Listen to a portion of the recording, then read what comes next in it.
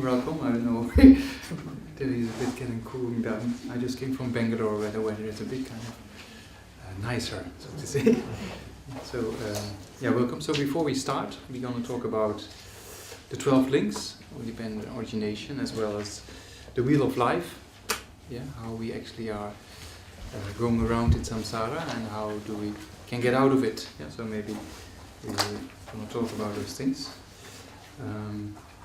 Till 8, right? 8? Time? 8. 8, yeah, okay. So then before we start, maybe we just focus for a minute or two about motivation. Yeah, it's always important, whatever we do, especially when it comes to something spiritual, yeah, to make sure we have the right motivation. Yeah, we came here for a particular purpose. We came here maybe for a purpose to know a little bit more about our life, or we came for a purpose to achieve more happiness. Yeah, so or for the purpose to get out of the suffering or the problems and achieve more everlasting happiness of higher rebirths and liberation and enlightenment. Yeah, so according to what you like to motivate yourself, yeah, then you can think about that. And of course, it's more. The bigger the view, the better. So if you think about you're here not only for just happiness in this month or this year or this life, or just think a bit more greater scope how to actually eliminate all suffering together with the courses. Yeah, actually how to achieve stable happiness and to help others to achieve the same. Yeah, so maybe we can just mentally for yourself try to generate motivation for, let's say, about a minute.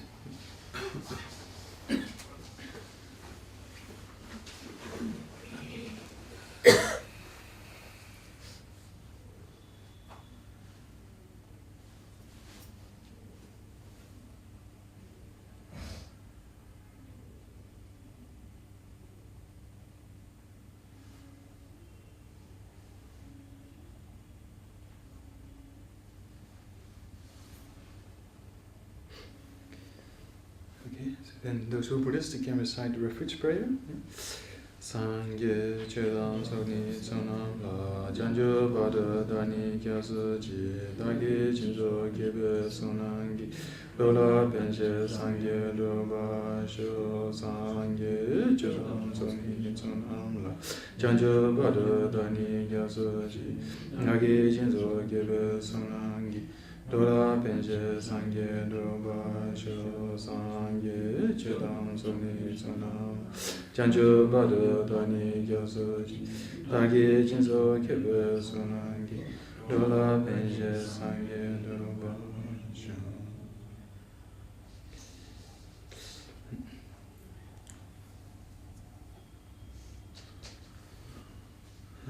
Yeah, so then the 12 links, or the wheel of life. Yeah? Dependent origination, yeah, the 12 links of dependent origination. So it has its origin, of course, in the teachings of the Buddha. Yeah? And, in the Rice Seedling Sutra, actually, His Holiness Dalai Lama, I don't know if everybody who went to Bulgaria? No? Okay. His Holiness just taught in Bulgaria also this Rice Seedling Sutra. Yeah, it actually talks about the 12 links of dependent origination. Yes, being one of the first teachings of the Buddha, and the first teaching actually being the 4 Noble Truths, yeah, as you know. And then after that the Buddha explained in more details actually how we suffer. So that's important to know. Yeah? If we have a problem, you can hear me, by the way, in the back? Yeah, it's okay? So it's important to know if you have a problem, know the nature of the problem, know the cause of the problem, and know if it's possible to solve the problem, and then solve it.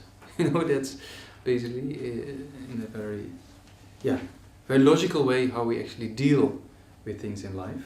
And in a more sophisticated kind of understanding of the real root cause of all our problems, then the Buddha also taught the 12 links of interdependence, or the 12 links of dependent origination. Yeah? So that means it actually explains how our problems in life arise, and how they go on and on again and again in the cycle of samsara. Yeah? So we talk about samsara and nirvana, those two things basically depend on your mind. Yeah? So whatever problems we experience, whatever suffering we experience, is actually initially created by the mind.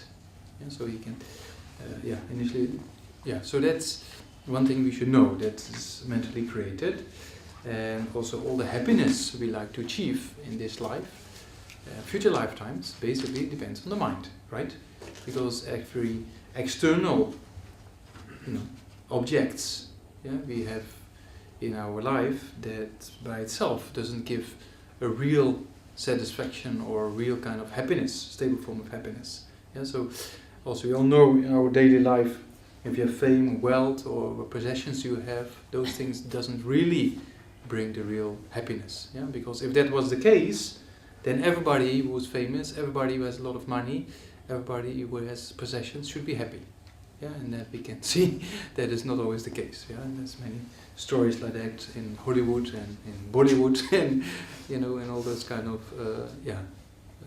societies. You can actually see that the real happiness is not found outside. Yeah, so of course we need external development, in order to have a good and comfortable life. But if we lack internal development, then there's no satisfaction in life. Yeah, it's like drinking salty water.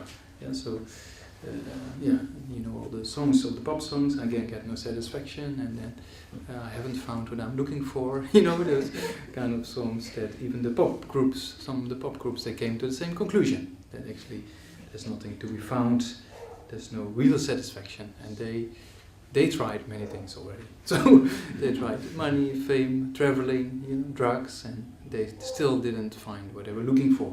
They didn't get real satisfaction. It's like drinking salty water. Yeah, so that means that most of the objects of the senses, we have 5 types of sense consciousness.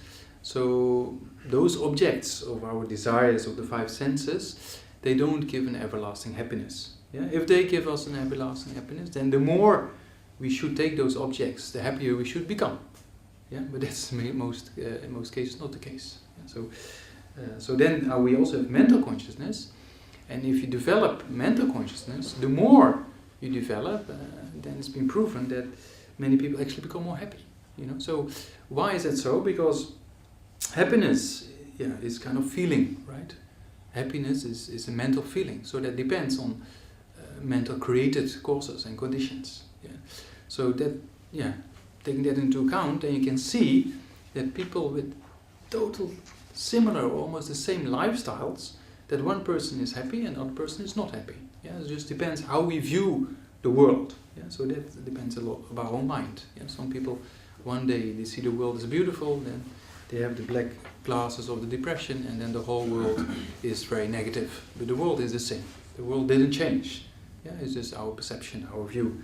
So many things depends on the mind. If it's samsara or nirvana, so that depends on our mental development, so to say. Yeah, so everything in daily life, as well as we're going to talk a little bit in more sophisticated aspects of the real suffering of samsara and how it come about and how we can stop it.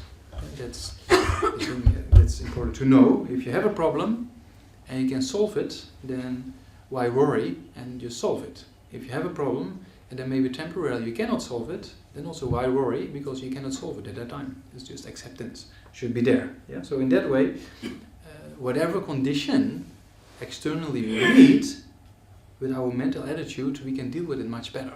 Yeah. So even though we have to deal with certain difficulties in life, but if we know how to deal with mentally, then there's less suffering. Yeah. So most of the suffering is created by all kind of conceptions. Yeah. Sometimes beyond our control. Yeah. So that's why destructive emotions like anger, attachment, anxiety, jealousy, pride, those destructive emotions, they actually create a kind of suffering.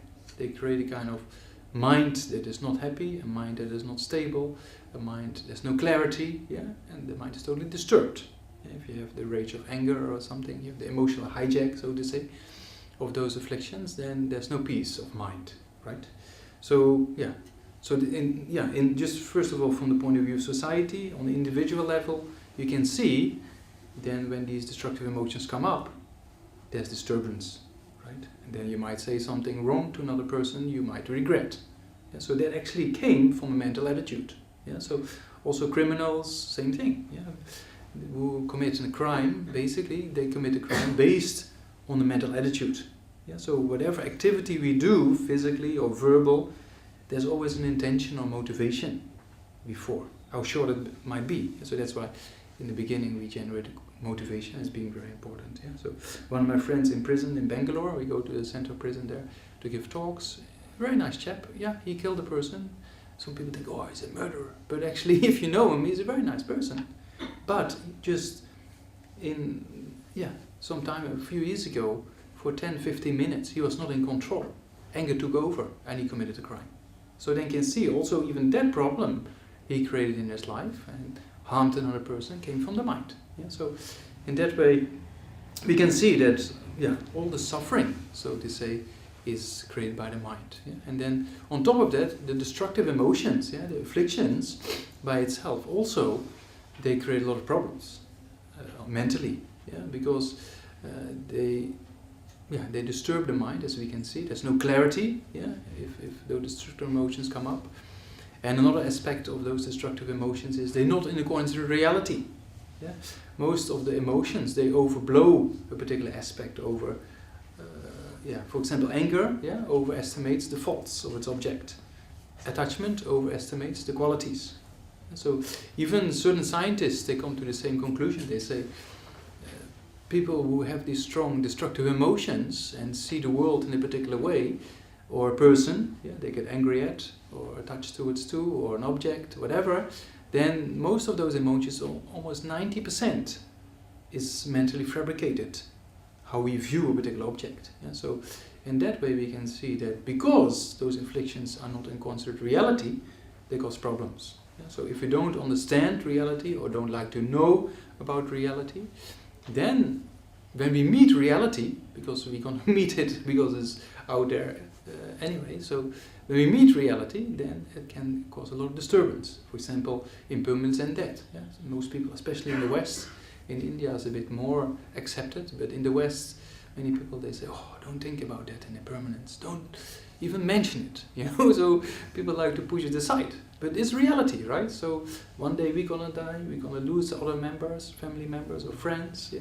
So if you understand that reality, actually, is more acceptance is there, and that brings more peace of mind. Yeah? Because if you don't accept it, or like to accept it, and one day it happens to you, it's very difficult. So in that way you can see even people who have near-death experiences or who come close to death, then their life changes in a much more positive way. But if you study near-death experiences, for example, then it's been proven that in most cases of people who have near-death experience, their life changes in a very positive way. They become more compassionate, they become more spiritual, they look for the meaning of life. So in that way, that impermanence has a very kind of a positive thing, so to say.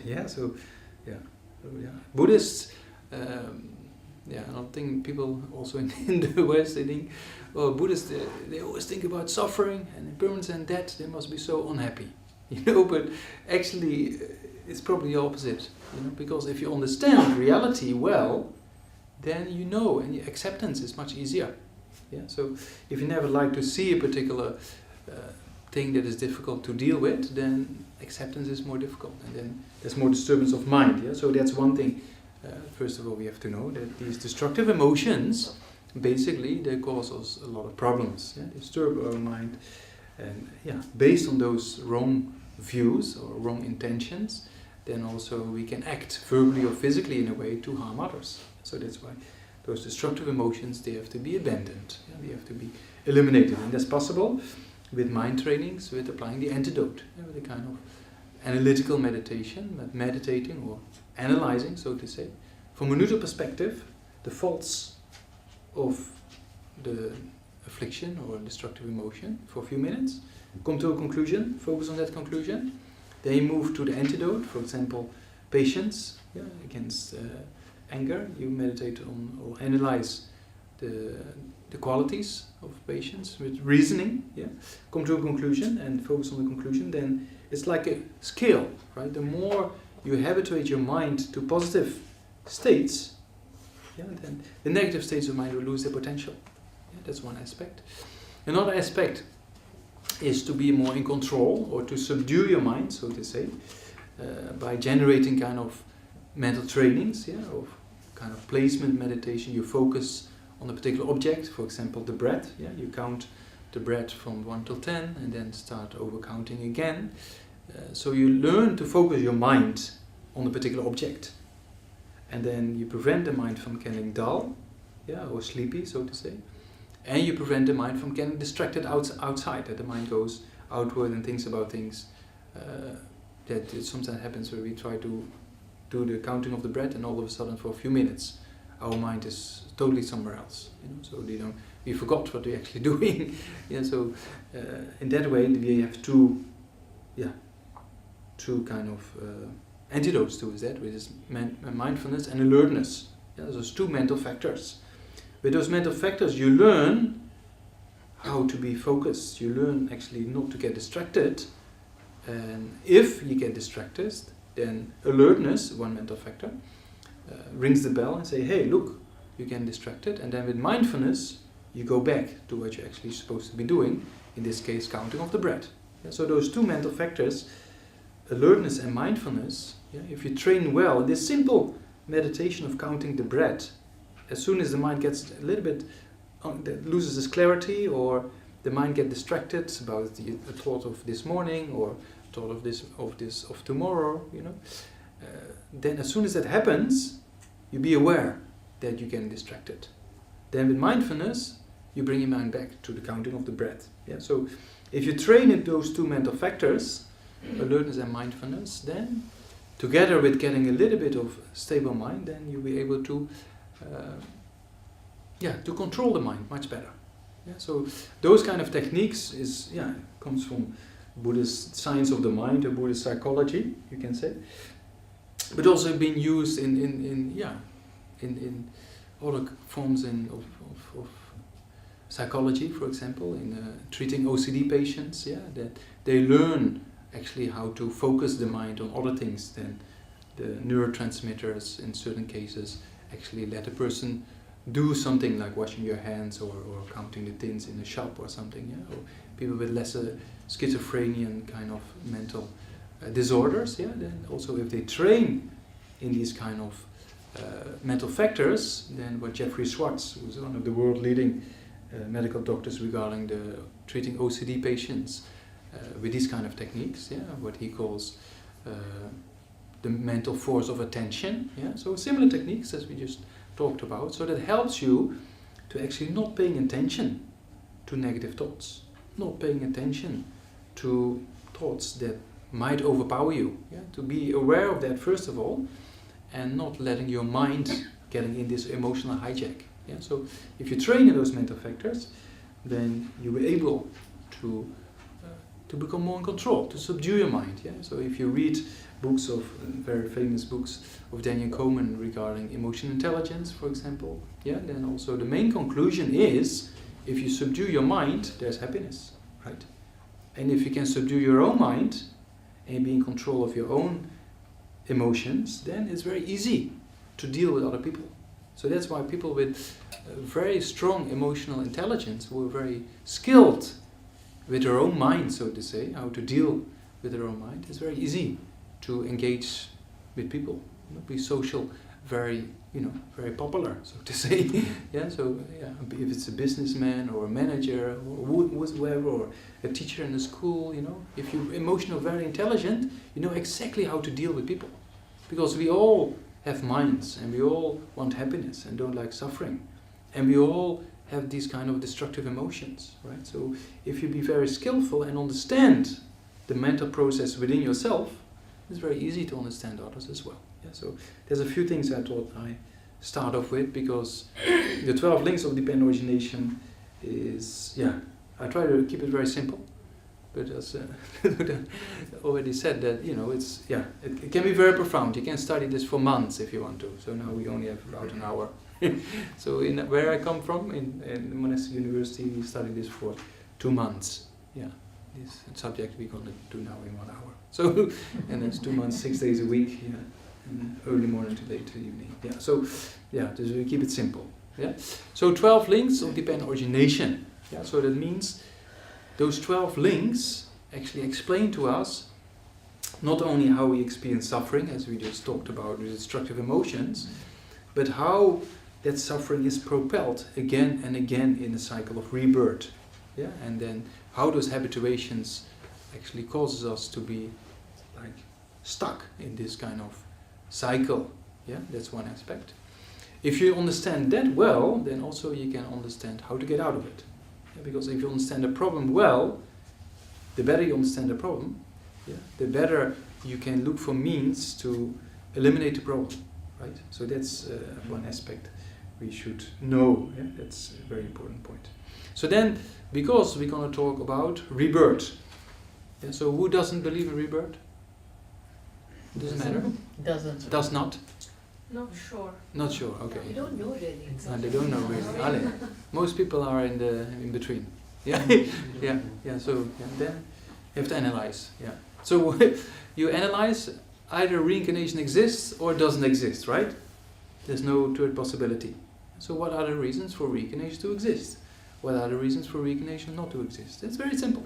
And then you analyze. Yeah, and then you try to come to a conclusion. So when we are studying Brahmana Vartika, the second chapter of Brahmana, so then also the subject comes up of reincarnation. So there's an explanation from the point of view of the traditional Buddhist philosophy, right? So when I was studying that subject, I was not totally kind of satisfied. So I read a lot of scientific findings regarding mind-brain problem and children remembering previous lifetimes, for example. Professor Stevenson from the University of Virginia, he did for 40 years research for about 2,000 cases about children remembering previous lifetimes. Yeah, not only remembering them, but also having, in most cases, many cases, having a birthmark of the cause of death of the previous lifetime. So I come from a background of hydrology, and we do a lot of statistics. So if you put the statistics on his kind of data or research, then it's not a coincidence. It cannot be a coincidence anymore. So in that case, most of the materialistic neuroscientists, they find it very difficult. So they like to put his research in the drawers and don't think about it too much. But those cases are there. So it's very interesting that there are children who remember, mostly until the age of 6, who remember the previous life, previous parents, previous family members. You know, there's many cases like that, and they can be validated, right? They can be checked. And then, there's many interesting, if you read his case studies, very interesting, anyway, that's something for yourself to do the homework. So, there's only a very interesting story in Israel, I heard recently. I mean, it happened, I think, a few years ago. There was a case, and it was one child was born and remembered his previous lifetime, the village and the people, everything. So it was validated, so then we usually have, 4 parents in this life, 2 from the previous. So in certain cases, actually, the child is more, because of the habituation of previous life, feels more close to the parents of the previous lifetime than the present. Very interesting. So then in this case in Israel, it was in the newspaper, very interesting. So not only the child remembered the previous village and life, everything, but then on top of that, he was murdered. So he told his parents this life, "You want to see where I was buried, my corpse?" And then they found the place, and then also he said, "Then next, because he remembered." He said, "Well, do you want to know who did it?" They found actually the murderer, and the person was so shocked, and he went himself to the police station, and the case was solved. So over 2 lifetimes, So there's many cases like that, very interesting cases. Also, how habituations carry on from one lifetime to the next. So because that's what we're going to talk about here also. In Burma, there was a case of a person who was killed by a soldier by accident, and the people in the village, they're very friendly with the military, but he himself, as a little child, always was very angry, throwing stones at the soldiers. So that was already kind of maybe agitation or anger at the previous lifetime. Then he remembered everything of his previous lifetime, the places, everything.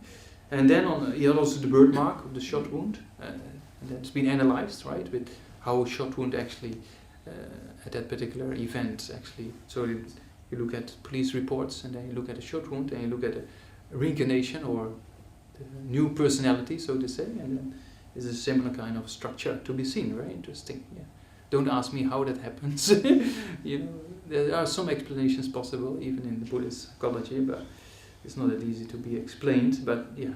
So anyway, those cases are there, and then he was not only angry or had aversion towards these soldiers, yeah, because one of them killed him in a previous lifetime. But on top of that, also he married the woman of his previous life, who was already a little bit older. You know? So you see, a little bit habituation to the mind. Yeah. Anyway, you can read those case studies if you're interested, of Professor Stevenson or Tim Tucker, one of his students. He summarized a lot of his research.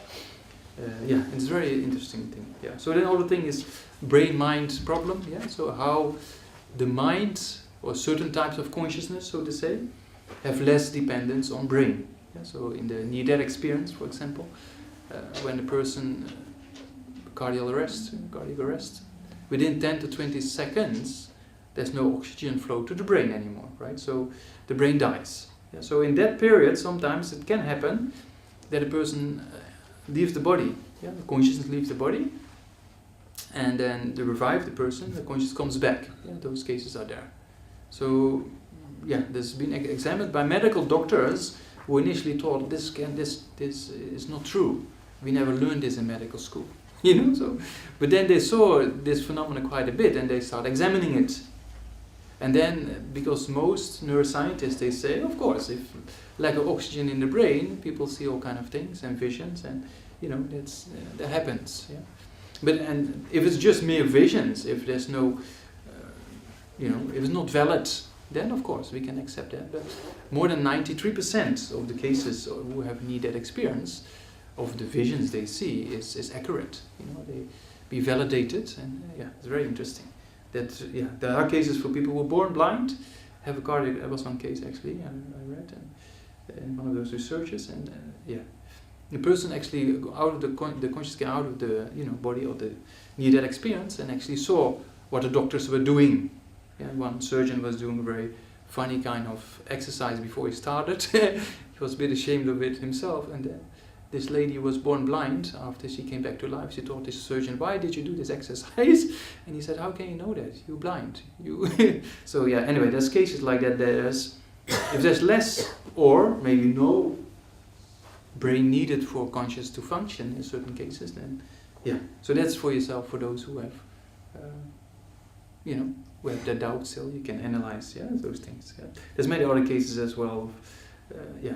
Brain, not really needed, but consciousness can function. Yeah, so maybe that's too much. Then, so that one thing is, because we're going to talk about reincarnation. So in Buddhist philosophy or psychology, we say that consciousness is not matter, right? Consciousness is something else than form. It's not like a table or anything materialistic.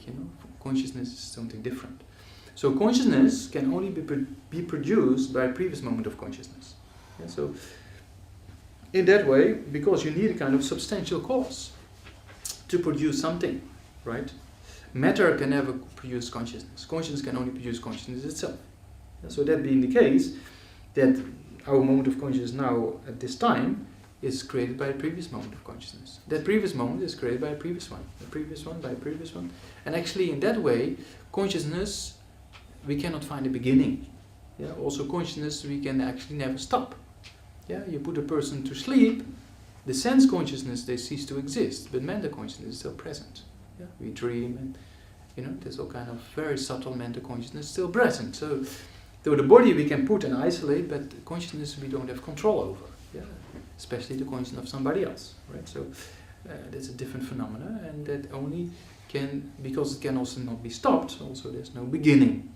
Yeah, so consciousness basically is beginningless and endless. Yeah, that's very two difficult terms to be understood, but also the universe is without an end, right? We cannot say, oh, here's the end of our Milky Way, and then after that is this, and after that it stops. It's not like that, right? So also the universe is basically also, there's no end, right? So that's a kind of similar concept. In a similar way, the sequence matter You know, even at the time of the Big Bang, there should be something that causes a Big Bang, right? So in that way, on the subatomic particle level, there should be a kind of continuity of matter, right? How subtle it is, yeah. Even in the black hole, everything dissolves, but still, you know, there is a kind of matter that, you know, probably created, or energy that created the Big Bang, etc. So there's a whole cycle, also a continuity since beginningless time. There should be continuity of matter. How small, you know, the small atomic particles are. Of course, different molecules and structures can be made in a lab, but the essential subatomic particles, they come from another kind of fluctuation of previous moments. Yeah. So in similar way, our consciousness also doesn't have a beginning. Yeah? So those two things are very important in order. That's the preliminary to to explain the 12 links. Because if you don't really think clearly about reincarnation, then the 12 links doesn't make much sense. Because it's going to talk about how we actually are born, how we actually are having all these problems, yeah, and how that continues if we don't stop it. Yeah? You want, Matthew, you want to sit somewhere? Yeah. So. Yeah, so then maybe I think first, if you look at the picture on the last page, then maybe first explain that a little bit.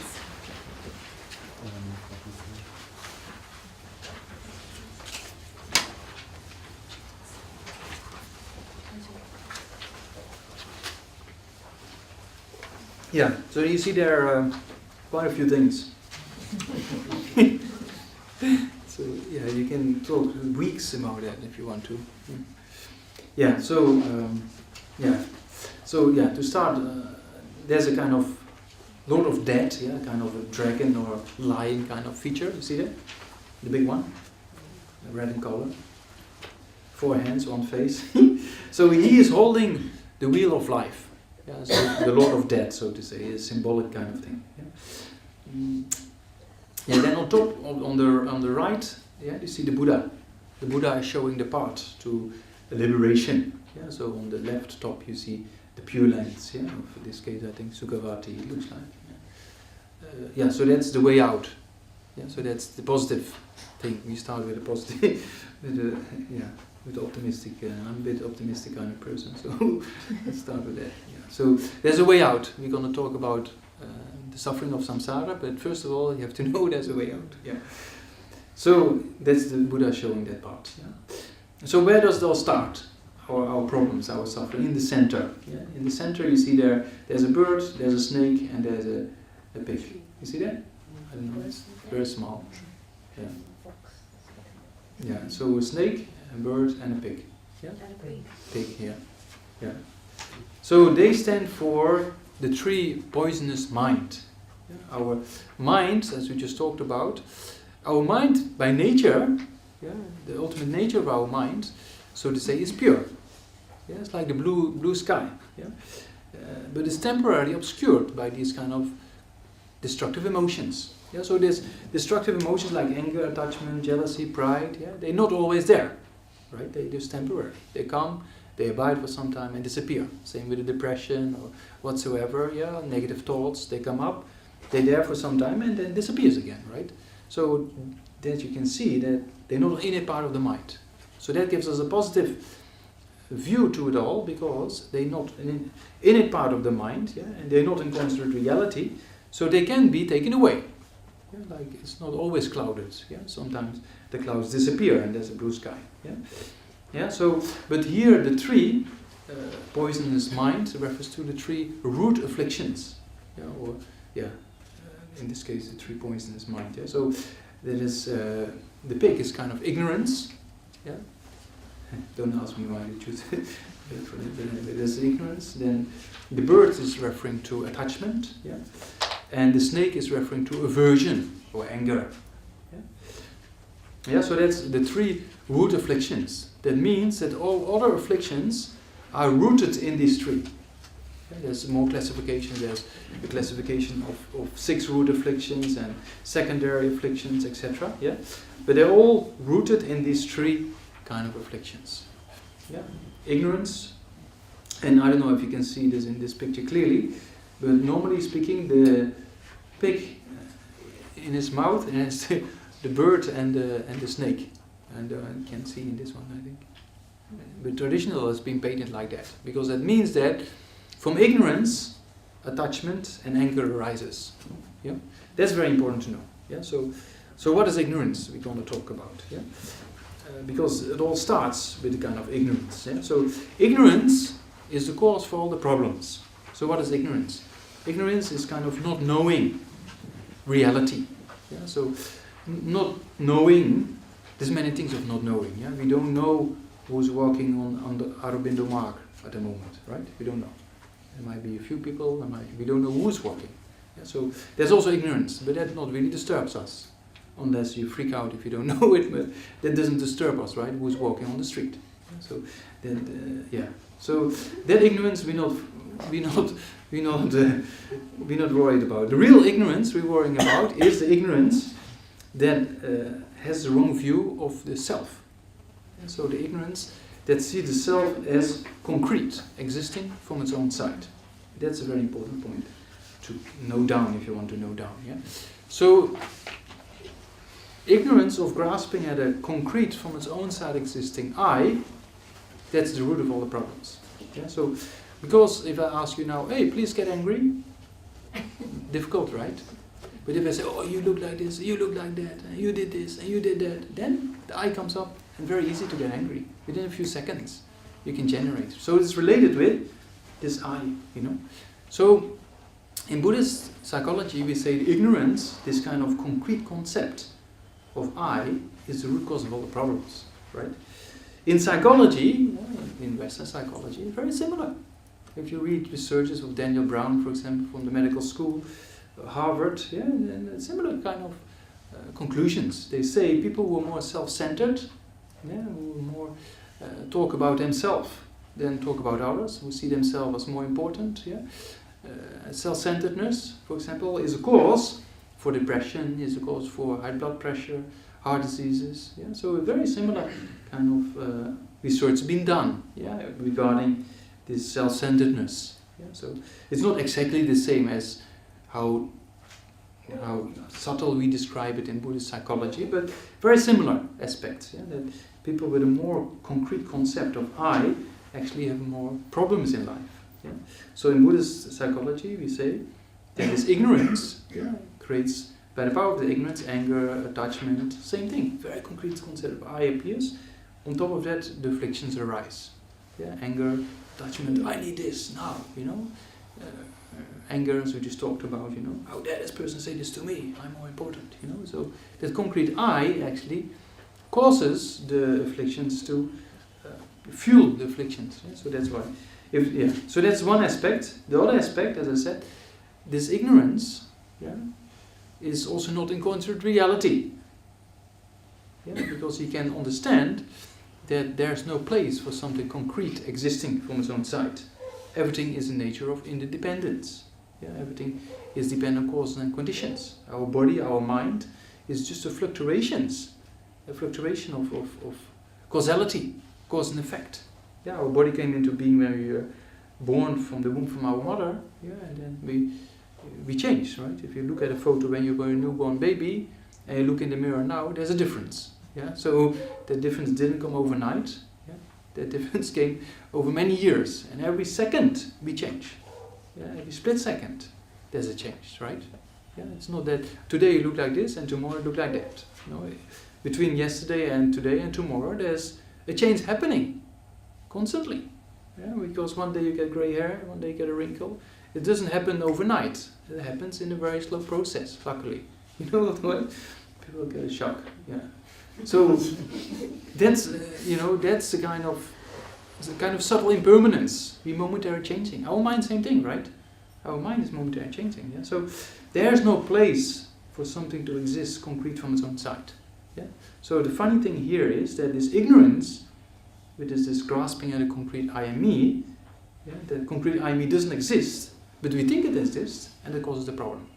That's something to be understood, because if it's not in accordance with reality, also by understanding reality, we can get rid of it. So that's important to know, first of all. So then, there are the three poisonous minds in the center, the center of the universe of samsara. So they create, the main causes for samsara to come into being. So then the next two circles, you see there's a black half circle and a white half circle. You see that? And if you look well, in the white half circle people go upwards and the black one downwards, is it? Oh. Yeah, anyway, yeah. So that's referring to, there's two states in samsara. Higher rebirths and lower rebirths. So consciousness is not matter, as we just discussed. So consciousness can take any form. So we just discussed there are periods when consciousness doesn't really depend on brain, like a near-death experience. Or we have cases of people in our tradition who meditate on the clear light mind of death, for example. So that means that technically the doctors come when the person passes away. We talk about realized beings in their practice. No? They die, and then the doctor comes and says, "Oh, there's no heartbeat, no lung function. This person is dead," right? So that's normal how we come to that conclusion. But then the body doesn't decay. In South India we have an average temperature of 28-30 degrees Celsius. If the body doesn't decay for a week or 2 weeks or 20 days, then the doctors, they say, we don't have an explanation for this. So we say that at that time a very subtle consciousness is still present in what is called indestructible drop in the central channel. So there's a very subtle mind is present that prevents the body from decaying. And the meditator at that time meditates on the clear light mind of death. It's a very subtle mind, because when we die, all the sense consciousness, they cease to exist, same as we fall asleep. And then the subtle mind arises. So for sleep it's very similar, though we don't recognize ordinary beings like us. We don't recognize that subtle mind. Just before the dream starts, there's a very subtle mind that comes into being. So for us it's very difficult. In the evening we tired, we knock ourselves unconsciousness, and we wake up in the morning and maybe remember the dream, maybe not. That's our sleep. But advanced practitioners, they use this period, so they can recognize those subtle states of mind. So that also happens at the time of death. So there are stages that you don't have to depend upon a physical brain or more causal form as we have. So that also implies that consciousness can also exist in other forms, like in the intermediate state, or as an animal, or animals also have consciousness, right? So if you study a street dog well, you see very similar types of afflictions. When he's protecting his territory and there's another dog coming, straight barking, anger, aversion, right? Then the female dog comes, attachment, But dogs, they don't have this capacity like we do, like reflecting upon things. Should I do this? Should I do that? Or should I view my mind or not? There's not there, right? But the afflictions are present. So then we say there are types of birds. We can be reborn in the state of an animal. We can be born in like a spirit, or like hellish beings. So it's a mental state, right? So it's not a particular location as such. For the hell beings, as Shantideva says, it's kind of a mental state. And that's also true for god realms. We also, as Buddhists, we accept the Hindu gods. They exist, right? And they are abiding in those god realms. So then the white half circle is referring to the positive or the higher rebirths, like the humans and the gods, where there's less suffering.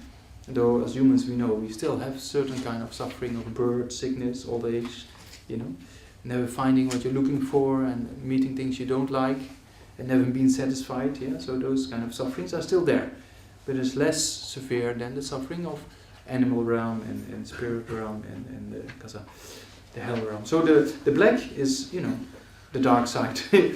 So there's the lower realms, and the white is the upper realms. So, and you can also relate it with doing good deeds and doing bad deeds.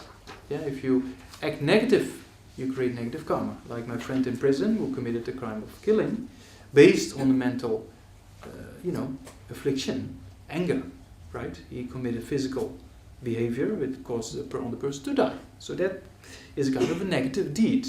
So that reflects in the future you experience something negative. That's kind of the law of karma. Yeah? So that is the black is the negative deeds, and then the white is the positive deeds. Yeah? So if you engage in a lot of negative deeds, then it says that you will be born in lower states of rebirth if the act is, all the conditions are present. Yeah, so that's, and if you do a lot of virtue and positive deeds, you get born in higher states of existence. So that's the white part. Yeah. So next is the sections. There's 1, 2, 3, 6. Yeah, here 5. Yeah, basically 1, 2, 1, 2, 3, 4. Yeah. Yeah, you see. 6 sections, yeah, the lower part is a bit bigger. So on top, let's start on top. That's the God realms, In the middle, yeah, you see kind of a palace on Mount Meru. So that's the God realms. It's a symbolic thing. Yeah. So then we go clockwise. Next one is the human realm. You see that? Human realm, yeah. So that's us in Delhi. Yeah, human realm, upper rebirths. Yeah, it's not always upper rebirth in Delhi. When last time I was here in November with all the smog, Yeah, anyway. So that's the human realm. Then we go anti-clockwise. Yeah, and you see there. What is it? There's the asuras, the demigods. Yeah, so that's the upper 3 sections. Then the lower 3 sections. The lowest one, there are the hell realms, the hot hells and the cold hells. Yeah. And then going clockwise upwards, there are the animals. Yeah, the animals. So that's animals we can relate to. We can see. Yeah, hell beings most of us cannot see. So but also you can think about hellish states. Like for example, people who use of kind of substances and have a bad trip or something. Then they can be in a city full of, he sit next to you here, but everything is on fire, and he is stuck, but he is sitting here, and for us it's not there. So that's a kind of mental state, right? So you can think, it's not exactly the same, but we can relate to how hellish states will be, and hellish states are more intense than just this kind of example I just mentioned. Yeah. So then you go clockwise, anti-clockwise, and there you see beings with big bellies. You see that? Small, very small neck.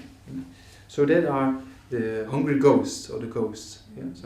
Yeah. So there's also a possibility of. So there's 6 rounds of rebirth. Yeah. So being given. So you can be born in either of those 6. Yeah. So based on those root afflictions in the center. Yeah. We create either positive or negative karma. Yeah, with ignorance, also we create positive karma. For example, if we give something to a beggar on the street, right, or you give some food or some money or whatsoever, it's positive, right? It's a positive deed. But it's mostly motivated by this ignorance, this grasping, maybe not a very severe one, a very strong one, but at least there's a kind of concept of a concrete I who's giving. Yeah, the object we're giving is seen as concrete, and the object to which we give, the beggar, is being seen as concrete. So that its virtue is something good, but still is mixed with ignorance. So it actually is a cause for samsara. So then you see, even if we do good in life, as long as we haven't eliminated ignorance, we still create a cause for samsara, though still in upper realms. Yeah, so we could causes for the upper realms, like the humans, but still in our human life, everything is not perfect. We still have a lot of problems, mental and physical. Yeah, so we have all the sufferings as humans as well: birth, sickness, aging, death. As I said before, and unsatisfied, and never meeting things you like to meet or accomplish, and meeting things or not accomplishing things. Meeting things you dislike, etc., etc. Yeah, so there's still suffering. Why? Because our body and mind at the present is contaminated. Yeah, we have a kind of contamination, meaning everything is motivated by either of these afflictions. Yeah, there's just 3, but there's more afflictions that can be mentioned, but they arise from these 3. Yeah, you see that a little bit? So that's the center of the picture. So now we go the 12 links of dependent origination that actually explains us how are we born in this kind of cycle of rebirth. Yeah, so then the first if you go there at, what is it? Yeah. Between 12 and 12 and 1, yeah. There's the first is a blind person, you know, in the first section. You up at the mouth of the Lord of Death, right? It is nose, you go down and you go clockwise, the first section. Yeah, there's a man who is blind. I don't know, can you see he's blind? Yeah, he's walking with a stick or something, he can't find the direction. Yeah, so that's referring to ignorance. The first link of the 12 links of dependent origination is ignorance. So ignorance causes us to have misunderstanding of reality. Yeah, so what I just talked about, this concrete concept of I and me that arises. Yeah?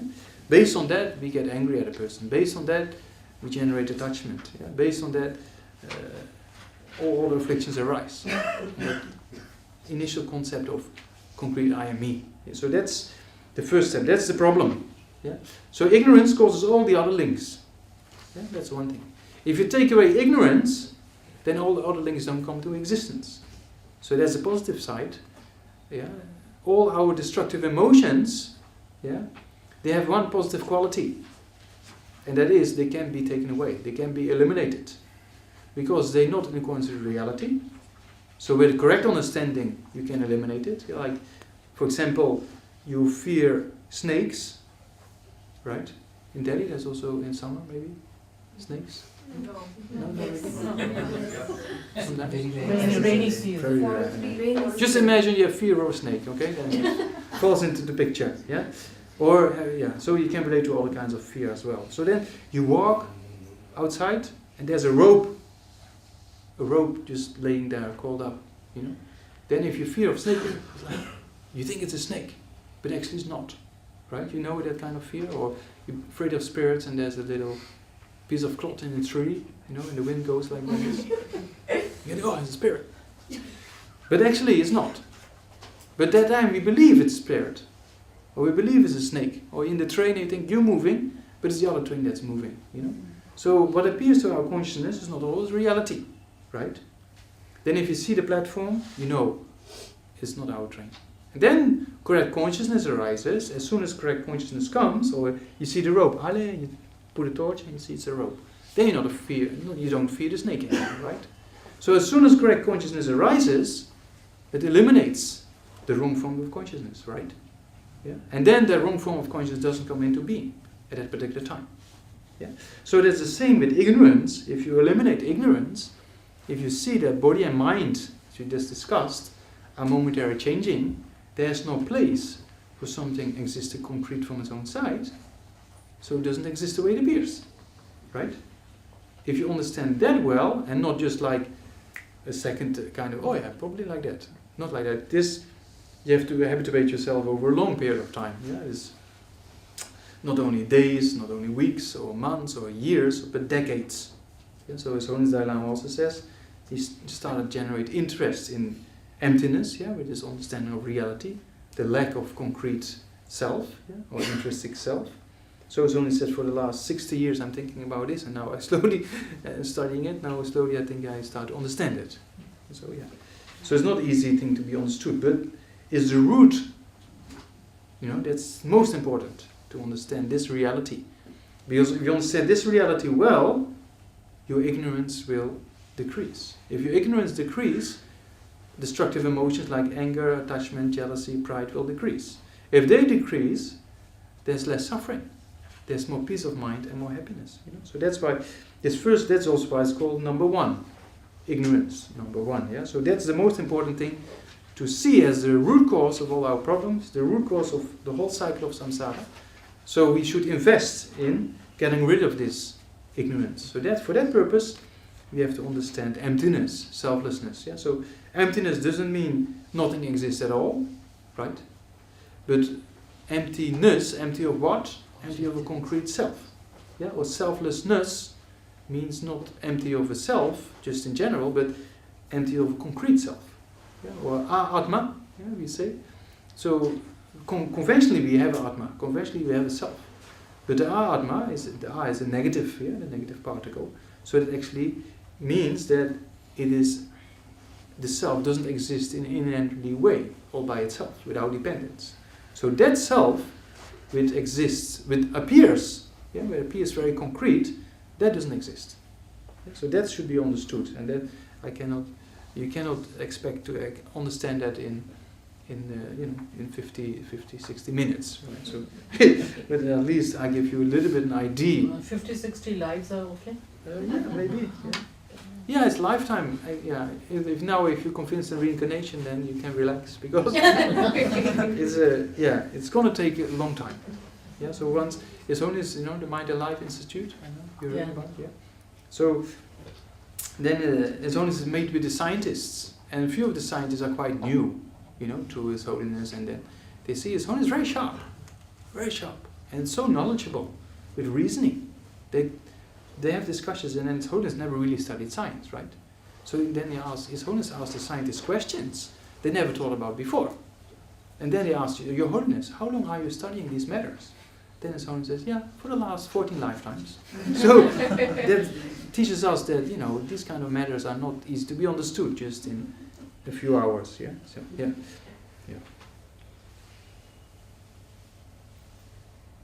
So ignorance. Yeah. So ignorance. Yeah, that's the first. Yeah, that's a blind person, because not seeing reality. Yeah. So for that purpose, if you take away ignorance, you take away all the problems. If you don't take away ignorance, all the problems will arise. Yeah. So that's ignorance. So the next one down is compositional factor of compositional action. Yeah, or karma. Yeah. So what happens based on this ignorance? We have an affliction, like anger or attachment or jealousy or pride, and we engage in an action, right? We do something verbally or physically or mentally, So that action stops at a certain time. When we talk with a person, or we shout at a person, whatever we do, that is a period we talk with a person or shout at a person, or physically act, and that period stops. When that period stops, it goes into a kind of potential in the mind. According to most certain Buddhist philosophy. So just to take that as an example. Then also with our consciousness, same thing. We look at something, look there at the image, then you move to that direction. Then the image that appeared to your consciousness there, that consciousness stops, right? And there's a new consciousness being generated. But that consciousness that stopped, that leaves a kind of potential in your mind, that later on you can remember. The picture looked like this, it looked like that, right? So that remembrance is based on having seen it before, that leaves a kind of potential in your mind, and you can remember. So that's how potentials actually work. There's also a kind of karma, right? An action that stops or ceases to exist, that leaves a potential in the mind. So that's basically number 2 and number 3. Number 2 is the action based on the afflictions, rooted in ignorance. We do something, or we think about something in a particular way, that causes us to... That's action, that's karma. Karma is not something magical outside, in control over all of us or individuals. Karma actually means causality. So external world, as the trees or the buildings or the roads, the cars, the people, is cause and effect, right? So that cause and effect out there, if you put a seed and you have the right conditions, it grows into a plant and a tree, right? That's causality. Cause and effect relationships together with conditions. So causality, this kind of causality in the external world, if you take to in our internal world, within the continuum of a person, that's basically karma. So karma is not that mysterious as such. It's difficult to be understood, especially the most subtle aspects, but it's just nothing more than the continuity of cause and effect within the continuum of a person, right? So that's number 2, the limb. So that's here being indicated in the picture under the next thing clockwise down under his left hand. He grabs that picture on his left hand. There's a person making clay pots. Because you have all kind of karma you create: positive karma, negative karma, and kind of neutral karma. So that's number 2. That's action or karma. Or, compositional action. That's number 2. take the same terminology. Number 3 is consciousness. Yeah, so as soon as that action ceases to exist, so we look there, it stops. Or we go engage in a particular action, and it stops. Yeah, so as soon as that action stops, it leaves a potential in your mind, right? So that potential is left in main consciousness. That's number 3. So that's symbolized by a monkey with fruit in his hand and going from one tree to the other tree. So that means that all kind of consciousness or types of karma are planted within the stream of consciousness, right? And by the power of that, you can go from one rebirth to another, based on these imprints. Yeah? Or you can also refer to that in this particular consciousness, this link, that for the consciousness also has different moments, past, present, and future. Yeah. So also in that way it fluctuates. Yeah. So that's why the monkey swings from one tree to the other. Okay. So that's 3 limbs. Yeah. So you can imagine if you do something positive based on ignorance, you do an act of giving, you give something to a beggar on the street. Yeah. You stop that act, and that leaves a potential in your mind. Yeah. So that is number 3. Consciousness. So there's 3 links already completed, right? For example, you do the act of generosity, that is motivated by a good motivation, but mixed with ignorance, with seeing oneself, the object you give and the person you give to as quite concrete. That's how things appear to our mind, as long as we have ignorance. So based on that we do a virtue or positive deed, that leaves an imprint in our consciousness when we stop the act. So that has a potential in the future to come to fruition. Yeah, so in the 12 links of dependent origination, you need 4 factors to be complete for a karmic deed. Yeah, so that is basis, intention, the actual deed, and completion. Yeah, so the basis is, for example, the beggar who is in need for something. Yeah. Then the intention, the second one, has a subdivision into 3. I just briefly mentioned, it's very important actually, is that you have a motivation to give, right? Yeah, so the more superior motivation, the better. Then on top of that, you also have a kind of discriminating factor, that this beggar is in need and I give something, right? Yeah. So that's there. And then of course an affliction can be ignorance, can be present at that time. Yeah? So that's the intention, number 2. Then number 3 is the deed. Yeah, you actually physically engage in the act of giving, right? And completion is when the person receives the object and you think, okay, I've done this act. So if all those factors are complete, then the karma is stronger. Yeah, if you just give to a beggar like without an intention, you just throw something at him, or then it's not as virtuous as you first generate correct motivation, then you be respectful and give something, and then there's a more positive thing to it, right? So the stronger our intention makes a big difference in the outcome of positive deeds. Yeah? So that's for positive deeds. For negative deeds is as well. Yeah? If you do something negative, the stronger the intention, the more stronger the outcome. Yeah? So those few factors should be understood in order to be able to be part of this 12 links of dependent origination, because it talks about how karma actually can throw you in another rebirth, right? In a higher rebirth or lower rebirth. And in order to make that karma complete, it has to be quite heavy in the context of all those factors have to be completed. Yeah, if it's just like, it's almost kind of a neutral thing. If you just give something without really thinking, then it never really becomes one of these, this link of the 12 links that causes you to be reborn somewhere.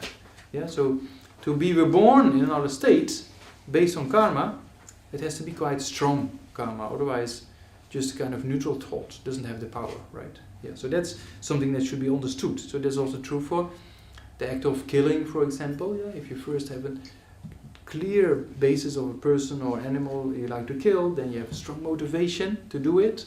Then you can kill out of anger or out of attachment, or you can kill out of ignorance, right? Yeah, and then that's the affliction that's present. Yeah, motivation and discriminating factor. Yeah, that this is the person or this is the animal and nothing else. Yeah, so everything is clear in your mind. Then you can imagine the act is more severe, stronger than if you just do it without thinking too much, right? For example, if you kill an insect on purpose, by really thinking about it, or you just step on it by accident, there's a difference, right? So for karma to have the power to throw you in another rebirth, positive karma throws you in a higher rebirth, negative karma in a lower rebirth, those 4 factors have to be completed. The basis, intention, the actual deed, and the completion. So you can study that later on when you study, for example, in the Lambrim, and the law of karma is being explained, right? These 4 points. So that's consciousness. So at the time of consciousness, the imprint is planted in your mind, and that's true. No, every habituation, the stronger our habituation is to something, the stronger to be inclined to do the same. So if you have an addiction, then if the addiction is not that strong, it's easy to give it up. If the addiction is stronger, then it's more difficult to abandon it, right? So that's how the habituation in our mind works. So the more we habituate ourselves to something positive, the easier it will become in the future to be a more positive person and to think more positive, and that way experience more happiness, right? That's just the power of habituation. So that's consciousness. Then the next link is name and form. Based on this imprint, when it comes to ripening at the time of death, it can create a future name and form. Name means physical aggregate, like our body. Name is the mental aggregate, and form is the physical aggregate. So then after that, because if you're born in the womb of the mother, then slowly the senses start to develop, right? So that's number 5. Then, when the senses are developed and consciousness uses the senses, like our eye consciousness using the eyeball, for example, then we meet an object. We come in contact with a particular object, right? So contact doesn't mean physical contact. Here, when my eye consciousness meets this table and the things on the table, then it can see the object, right? So that's what it means, contact.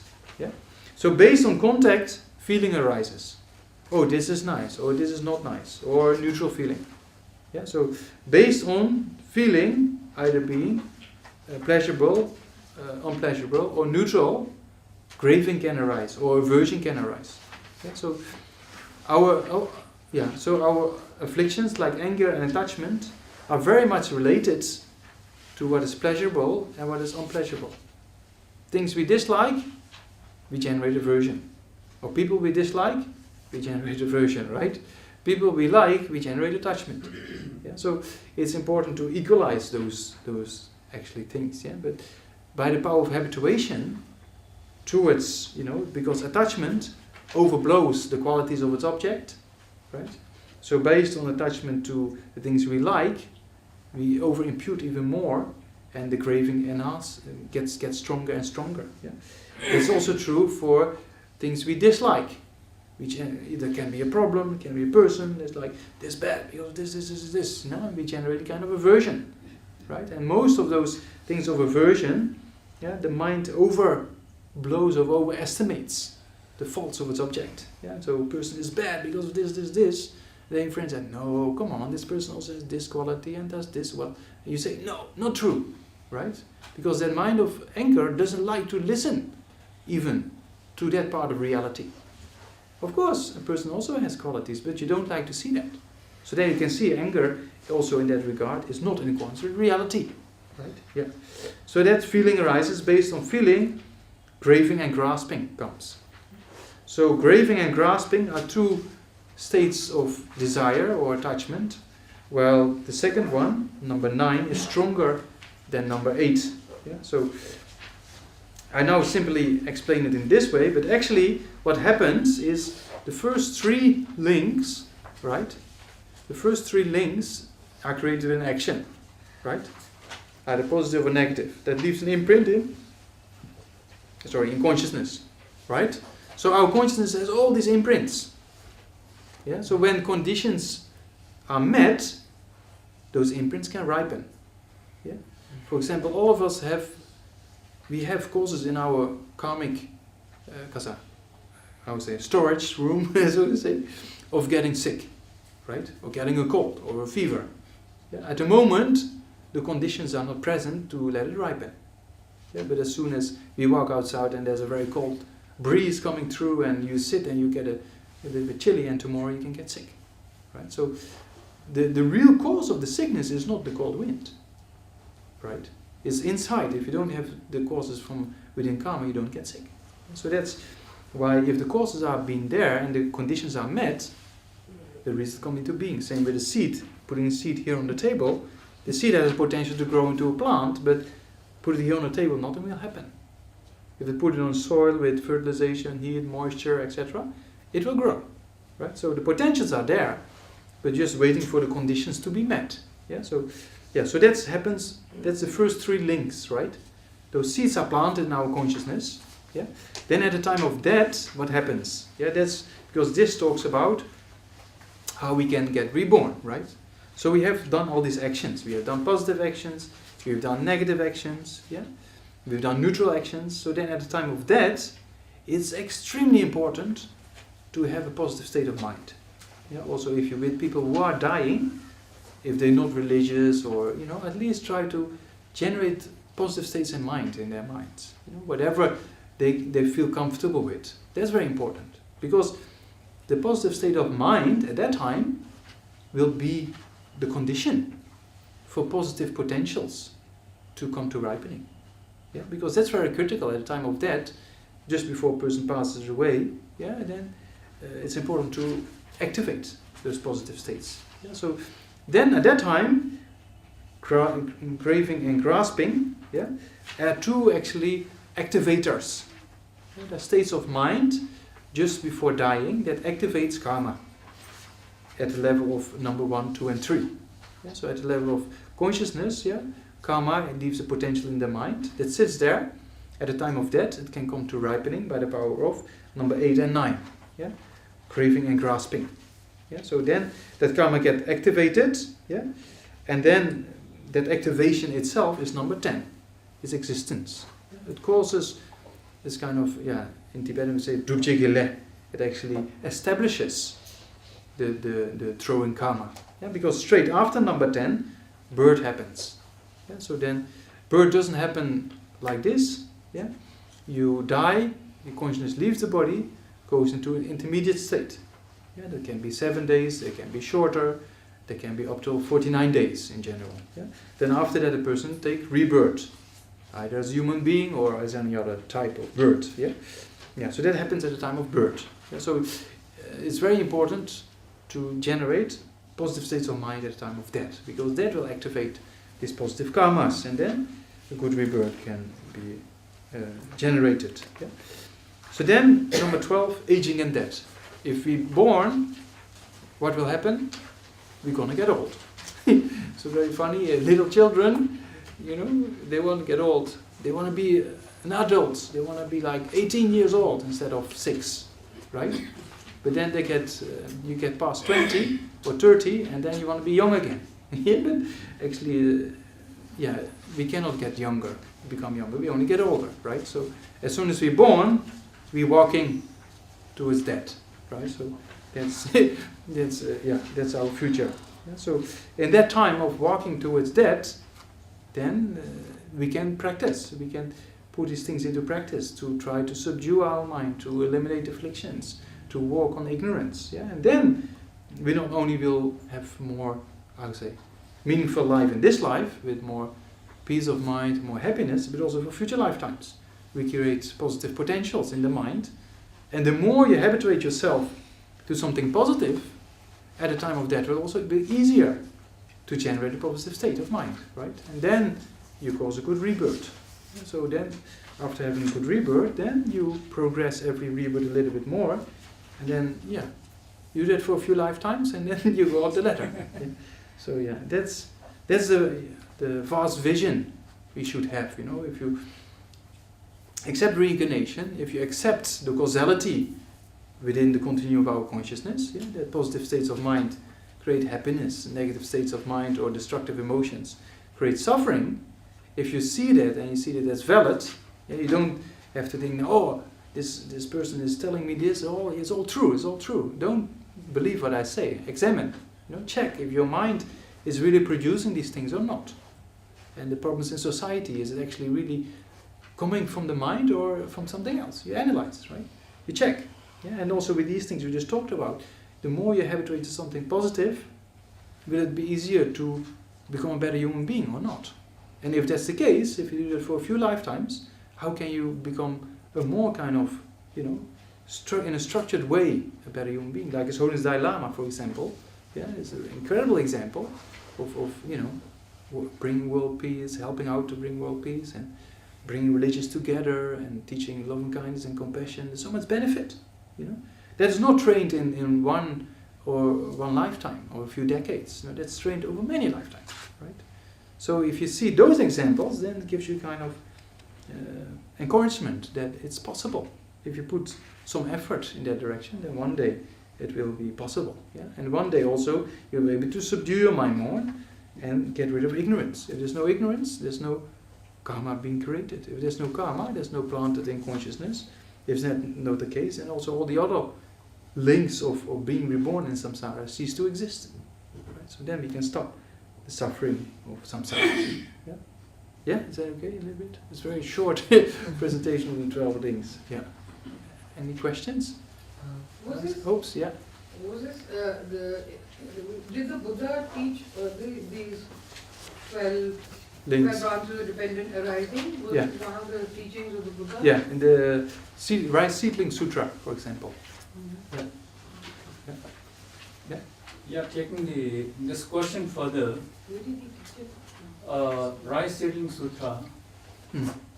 what Shariputra mentions is that he heard Buddha saying that whosoever sees the dependent origination will see Dharma, Dharma, yeah. and whosoever sees the Dharma will see the Buddha. Hmm. So that is what is really being quoted. Yeah. And rest is all explanation of the Maitreya to the Shariputra. Hmm. So the 12 links, if I see it in the Rice Seedling Sutra, is really the explanation of the Lord Maitreya to Yeah, it's a conversation, yeah, right? is a conversation. Unlike in Heart Sutra, where at the end, Hmm. where the Buddha himself said to Lord Avalokiteshvara, yes, well said, Yeah. authenticating. Yeah. But in this case, Hmm. I really don't find Ale whether Buddha has really authenticated, acknowledge so it, that it really becomes the teaching of the The Buddha, Buddha, though it is indirectly done. Yeah. So I think Yeah, it's basically to the blessings of the Buddha. Yeah, the Buddha is a meditation, but he blesses in the Heart Sutra Avalokiteshvara and Shariputra to have this conversation, right? So it's all the play of the Buddha behind the scenes.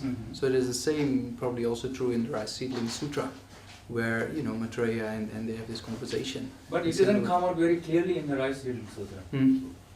Is it It very? doesn't come out. No, maybe. Yeah, because Shariputra only Yeah. mentioned Yeah. that in the morning he heard saying that. Yeah. After that, Yeah. I think The he Buddha didn't requested say in the end, well said, Maitreya well to said. explain that. Yeah. So Yeah, but it's probably similar that by the blessing of the Buddha they had a conversation, right? Though it's not that explicitly mentioned in the end of this particular sutra. Okay. Yeah, probably like that. I think. Yeah. Geshe, why is ignorance so powerful? Because since beginner's lifetime, yeah. So if you have a habituation, which is there just, I always use the example when I was young. I used to, when I was a student in Europe, I used to do a lot of hitchhiking in Europe, very easy, very cheap. So once we hitchhiked for 5 guildens, there's maybe €3 now, from Holland all the way to Spain. So then we were also, because we were young, so we thought, let's smoke, that's cool, We were not Buddhist or whatsoever, we didn't have any view of the world, so we just smoking for 2 weeks. And then we thought, that's maybe a cause of happiness. But actually, after 2 weeks, I felt so like, yuck, So then it was very easy to stop. But if I smoke for a few years, then it's more difficult to stop, right? So the stronger our habituations are, the more difficult it is, first of all, to understand them and see the need to abandon them. That's first of all very difficult. So that's with ignorance, same thing. Since the beginning, not 1 lifetime, not 2, not 3, not 100, not 1,000, not 1,000,000, not 1 billion. beginnerless lifetime, we have this habituation to seeing everything concrete. That's what most people, they don't even come in contact with these teachings. Those people who come in contact, they don't understand emptiness, or they fall asleep, or as soon as you start talking about emptiness, they leave, or they can't concentrate anymore. So that's a sign of, that's inclinations to this grasping at concreteness. People with the stronger the afflictions are, and your attachment to an addiction, for example, the more difficult it will be to understand the negative side effects of it, right? So that's those obscurations, they obscure us from seeing reality. So the stronger the addiction is. And this beginner's lifetime, right, is not just one or two things, things are concrete. Oh, is it? Yeah. Not like that. In beginner's lifetime we see everything as concrete, and that's why anger, meditate on patience, we have to put so much effort.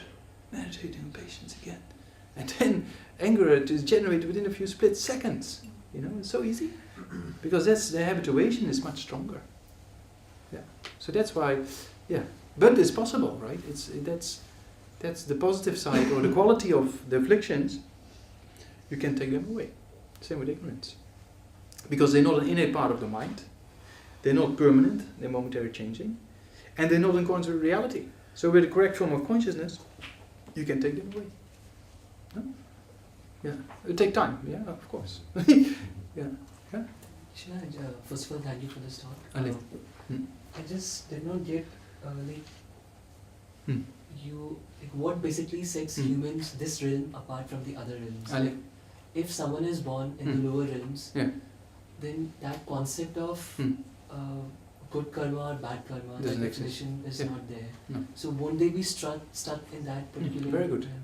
I did not get that. Yes. There's first of all, he said if you're in lower realms, you don't understand these things, so you're stuck, right? It is very true. Because people an animal, a dog, if you teach him, he will not understand, right? So if you're born in one of those lower states, it's very difficult to get out of it, right? So then you have to depend on kind of what is called a powerful object, like a high realized being who, you have the fortune to be met just touching or have a connection, If an animal has a connection like that, then one lifetime, because of that connection, they can be to a high rebirth, and then they move up. Yeah, but in that case, ignorance is going to prove beneficial for them. No, ignorance is never beneficial. Because out of ignorance, of course, there's a difference in engaging in an act, a negative act of killing, for example, like a tiger kills a deer, right? Exactly. That's one thing. And then there's a person who's like, I'm going to kill this deer, a human being, right? So if that person really enjoys killing a deer, with a lot of motivation and pride and then later on he has a trophy and all those things, then of course the act of killing of that human being, or the hunter, is heavier than the tiger. But still the tiger also, he kills out of ignorance, right? So also the tiger creates negative karma. Although he doesn't really know it's negative or positive. So for us, same thing. When before, for myself, same thing. Before I became into Buddhism, I did all kind of stupid things, right? So being so stupid doesn't mean you don't create karma. Karma is law of reality. It's not something made by the Buddha or something. It's examined by the Buddha. I say the nature of fire is hot and burning, right? So the nature of fire we cannot change.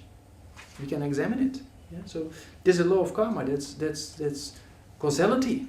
We cannot change causality, but we can use it in the sense that if we understand reality and the causality, we know actually how to act according to that law. That's nothing else. If you understand that well, then you can prevent yourself from creating more negative karma and only create positive karma. But that law remains. That law is not changeable. Same with Newton. Newton didn't understand quantum mechanics, right? But at the time he was doing experiments, the law of quantum mechanics were valid, but he didn't know them at that time, right? But that law was there. So same with karma, the law is there. So we can play within that law, but we cannot change it. We can only same is applicable to the higher realms also, right? Yeah, same thing. Yeah. Okay. Yeah, in the back. In my books I've read that people who are in the highest of the realms, They exhaust their positive karma very quickly and then they fall back to the lower. Oh, yeah. So I also want to ask, isn't it possible, like for people in animal realm or spirit realm, so they would also exhaust their negative karma? First question, and secondly, like you said, a tiger killing a deer, but that's the law of nature. That's true. Food. It's, I mean, the tiger would die if he stopped, That's true. killing the deer. Yeah. So is the tiger actually like earning a negative karma, or it's just instinct and not, it's neutral karma basically for tiger? Yeah. So, yeah. Yeah, if a person who's always angry and never in control, right, and he doesn't know the negative sides of anger and kills another human being, it's still a negative deed, right? Though this person doesn't know it's a negative deed.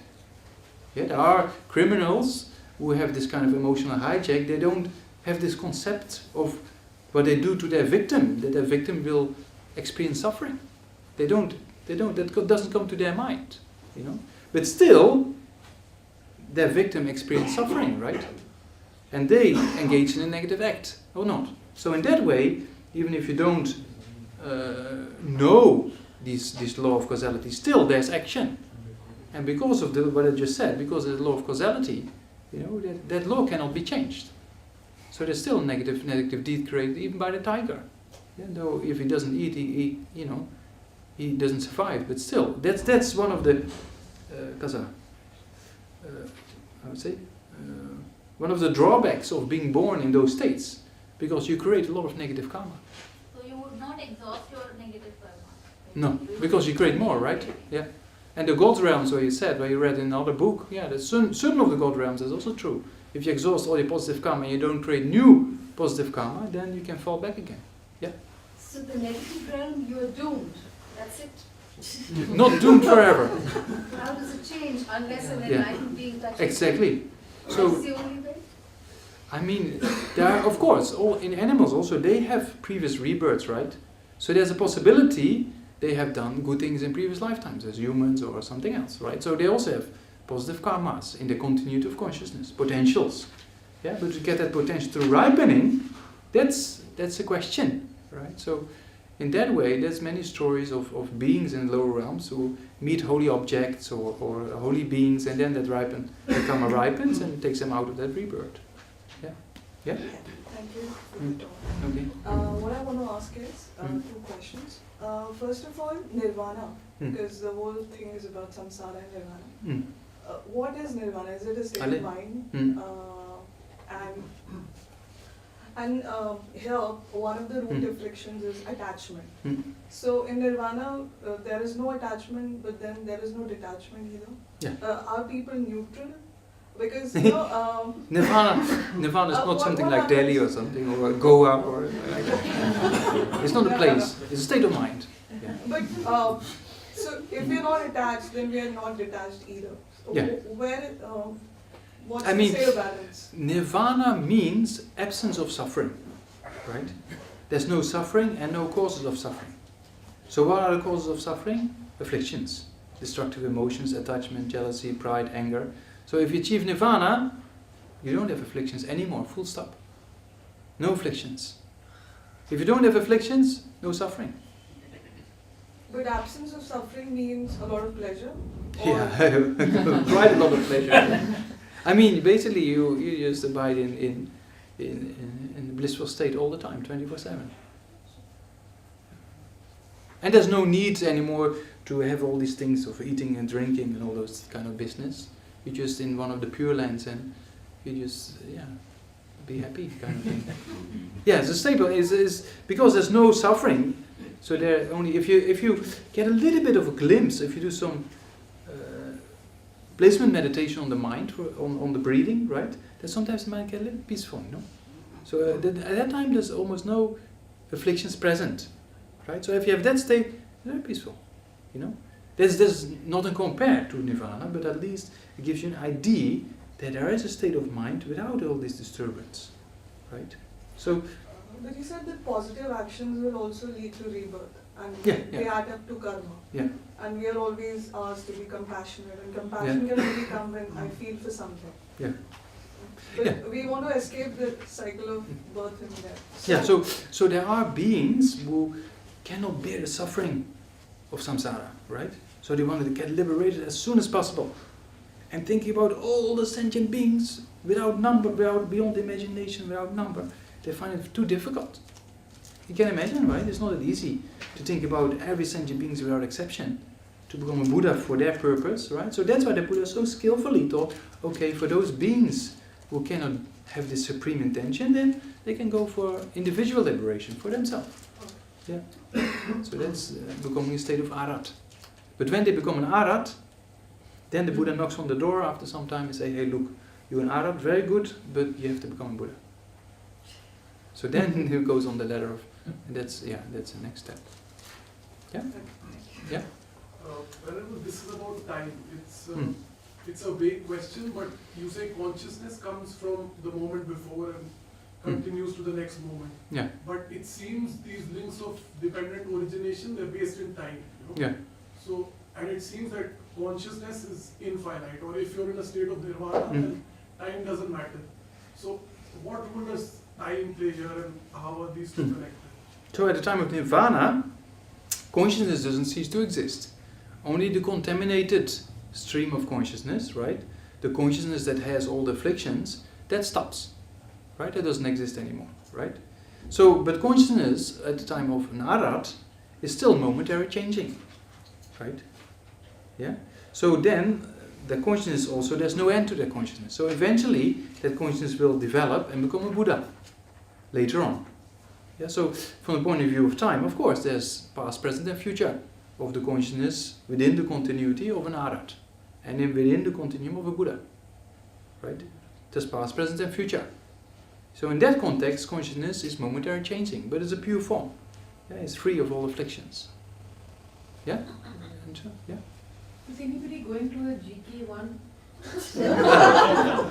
I cannot answer that question. Because she would like to live. Anybody? No one? No. Did we do this up? We've done it in a minute. Yeah, no worry. There's one more question and then we stop. Yeah. I have a question about the requirements for a karmic act. So you said that the intentionality is very important in this. If an act is committed out of a mistake, for example, if you hit somebody on a dark road and the person dies, how does the karmic impact then happen? Yeah, what I said before, it's not intentional, right? Yeah, so it's not intentional. Yeah. So of course there's activity, so there's karma, right? There's a slight negative karma created there, but it's nothing compared to having the intention to kill and with an affliction of anger, kill the person intentionally, right? So there's two negative karmas, and one is kind of very heavy with a strong intention, the other one is slightly. Yeah. So in that way you can see which factor is complete and which not, in order to differentiate between the heaviness. Yeah. Yeah. Then we stop. Yeah. Oh, one more then. Yeah. Just a practical sort of question popped in my mind right now. Huh? So, I mean, can we do something in our daily life so that we make our positive potential ripen, so that we can lead a more fulfilled life? Can. Yes, you can. Can we do something, Yes, you can. You want to know how also? So it can be to ripen our positive potential that we might not know of yet? Yeah. No. I mean, basically, what we try to do is, what we talked about in the beginning, we have these destructive emotions, you focus on the faults of the destructive emotions and the benefits of the antidotes, like patience, for example, and you contemplate, you analyze, right? That will make a mental transformation. Then you become less angry, more patient, and then you can do the same thing with generating love and kindness, compassion for others, So then we change the mind. It's a mind training. Changing your mind, then your actions will also be more positive, right? So if you change in this way, that what His Holiness always says, if you want to be selfish in an intelligent way, and cherish others more than yourself. So if you think in that way and train your mind in these, then automatically there's more happiness for yourself, automatically you have a good influence on others, and then you build a kind of good energy or harmony around yourself as well. So we can walk in that direction, no? But the topic today was slightly different, so just to be, What I said in the beginning, we can transform the mind, right? We can apply the antidotes, train the mind in a positive way, and generate more good qualities of mind. Habituate yourself towards that, and then you move in a good direction. No? No? Yeah. Okay. Yeah. So then let's dedicate for that direction also. So always you generate good motivation. Then you do an activity like we now talked about these things. Yeah. Very fortunate to be able to discuss that, so you can rejoice and then try to say or think that by having done this positive thing today, may all sentient beings, without exception, never be parted from these kind of understandings of the mind, yeah, and knowing and understanding and learning how to create more causes for happiness and to eliminate causes for suffering. Yeah, so try to think in that way, and that all sentient beings may understand the suffering of samsara and the causes of samsara and generate a wish to get out of it. Yeah, the first thing we try to generate. And